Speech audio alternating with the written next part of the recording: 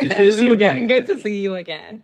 So first and foremost, this is the first day of Pride Month, and we know that there's a large conglomerate of people who don't see queer people, like especially queer Black Americans, as constituents. Like we're off the left off of a lot of people's ballot measures, and so where do you find yourself to be different in that? Well, I found myself to be like, if I believe in having a state that is welcoming to everybody, that means you have a state that's welcoming to everybody. I'm unapologetic about the fact that I'm always going to support Maryland's LGBTQIA plus community, like, and period and full stop. And I'm going to do it. I'm going to do it unapologetically, and we're going to do it boldly in our state. That we believe that this does become a state where everyone should have a measure of safe haven. I think about some of the first piece of legislation that we ended up passing was we passed legislation doing things like ending the decriminalization of HIV/AIDS, doing things like making sure that we could have a Trans South Equity Act, making sure that we can have for the first time in our state's history that we have trans day of visibility. Like we believe that no one should have to justify their humanity. That God does that. And then no person has a right to be able to either give nor take it away.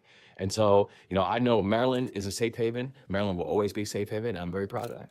Awesome. So I have to ask something a little controversial because we talk about safe havens and we talk about the way that the people see those things. So you recently endorsed Boafo, and people had their thoughts and opinions, but I want to hear from your mouth. What was the motivation behind that decision? Yeah. Well, I know Adrian's been someone who, from my very first day as being governor, has been an ally of mine. I mean, when we focus on things like raising the minimum wage, in the state of Maryland, he was one of the people who helped to lead the foreflight on that, because I just do not believe that you should have people who are working jobs, in some cases multiple jobs, and still living at or below a poverty line. When we were making sure that we could actually expand the child tax credit and the earned income tax credit, and actually putting the greatest focus in our state's history on child poverty, he was one of the people who was one of my riders on that one, who made sure that our bills got across the finish line when we were focusing on creating more housing for the state of Maryland, because I just think it's crazy that we make it so difficult for people to be able to become homeowners, and we don't protect renters in the way that we should.